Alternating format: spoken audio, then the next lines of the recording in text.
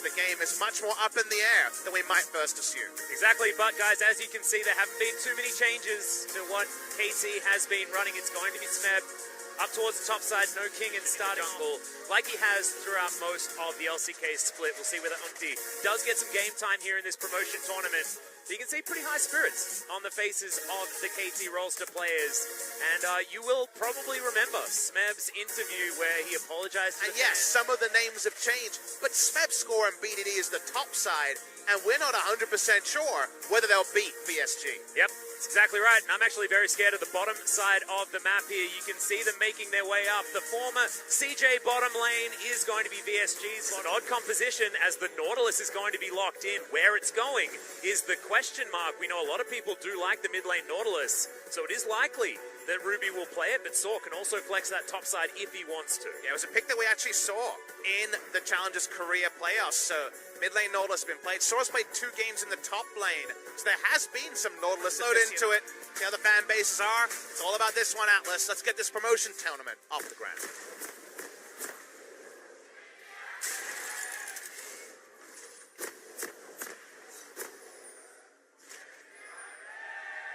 Wow, that is a bigger cheer for VSG than Dredgeline landing onto Smeb.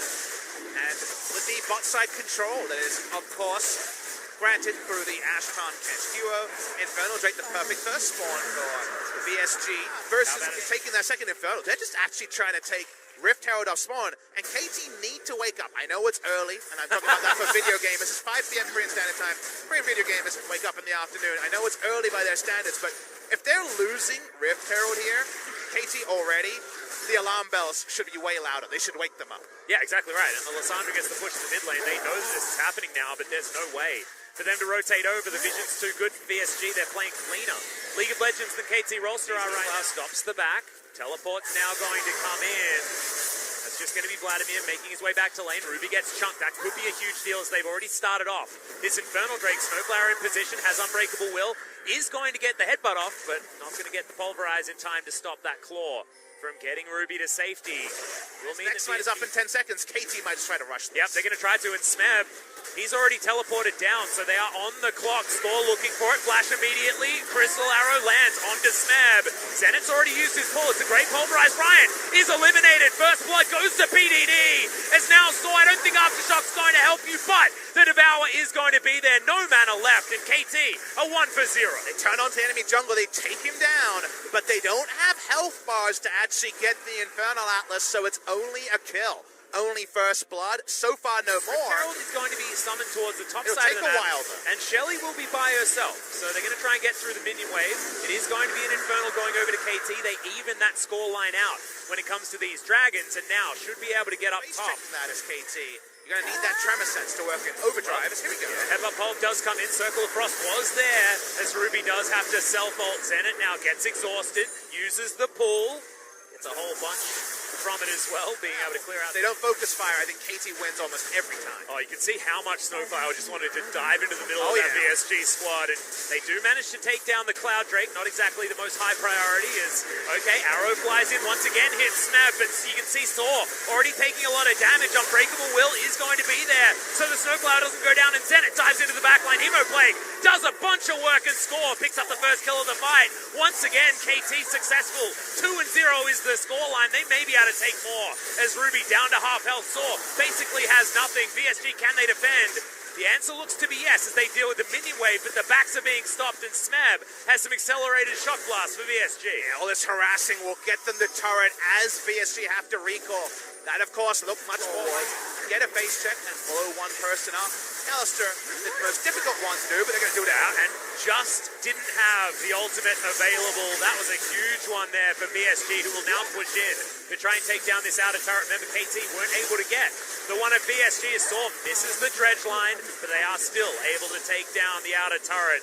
That's a great tempo move here from VSG. Almost plain sailing. Yeah, prime position. Arrow's going to fly in. Oh, Zenit does the walk to the left move.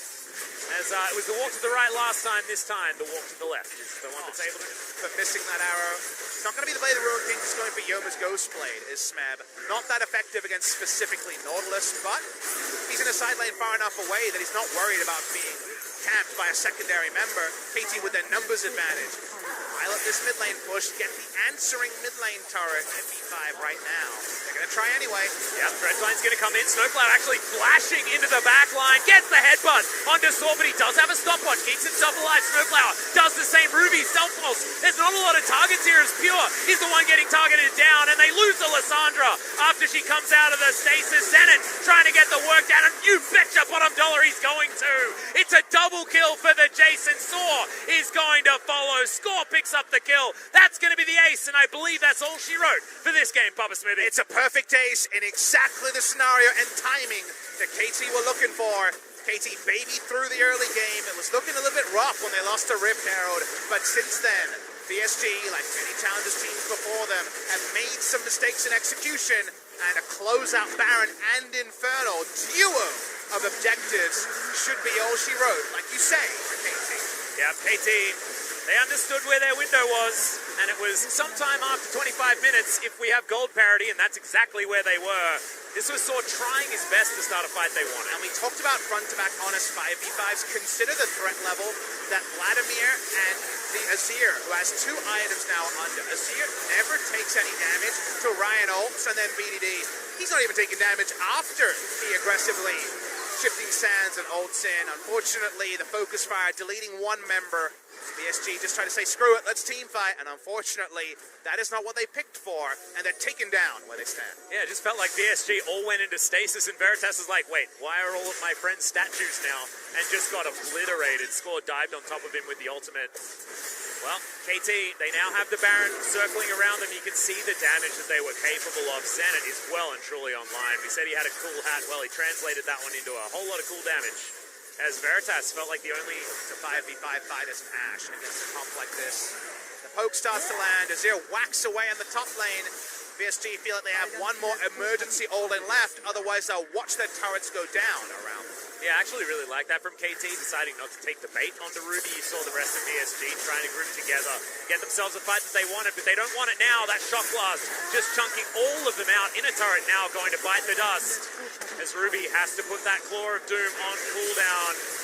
Veritas gets chunked, and now KT have an inroad towards this inhibitor turret. You mentioned Siege. If the Jace is able to get consistent poke down like this, it feels like a Siege comp, Papa Smithy, even though it does have those flaws that you mentioned. Double Infernal and Baron that you just couldn't have plugged and played with how the game started is definitely carrying them over when it comes to potential Siege disadvantages. They can, of course, put Sun Turret behind them and means no flanks are available to anyone on the side of VSG. This Baron buff, still another minute, feels like a lot of Baron uptime. Already a 3,500 gold Baron buff power play, and we ain't done. Yep.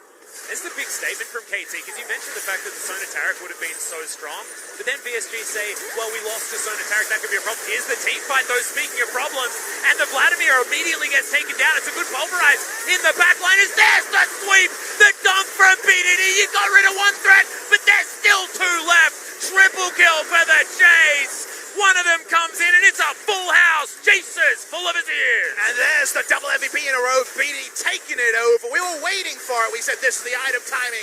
Well, he can make it. BD says thank you very much. And KT win game number 1. Yep, it's beautiful. They got rid of one of the threats, Popper, and I thought, oh, this could be the chance of VSG. But KT have so many more. Nexus is going to go down. KT with a statement game 1. No Sonatarics required. We're going to get bodied in the laning phase and smash you in the team fight. And all they had to do was have that caffeine tick in around 12 minutes. Yeah. They were a bit too sleepy to open, but they woke up, and apparently BDD. We all know about that Buddha joke that OGN made around him. He was certainly looking like a deity by the end. Oh, yeah. Huge sweep in with the stream of Suffolk, and you already see some disagreements and discussions between the VSG players. Which VSG 5 will we see in game number 2, given their penchant to use the full 10-man roster? Feels like they have. We can't stand up to these LCK caliber teams. Even if they're arguing, that means something constructive could be happening here with this squad. See what happens. It's a best of 3, guys, remember, so certainly not over.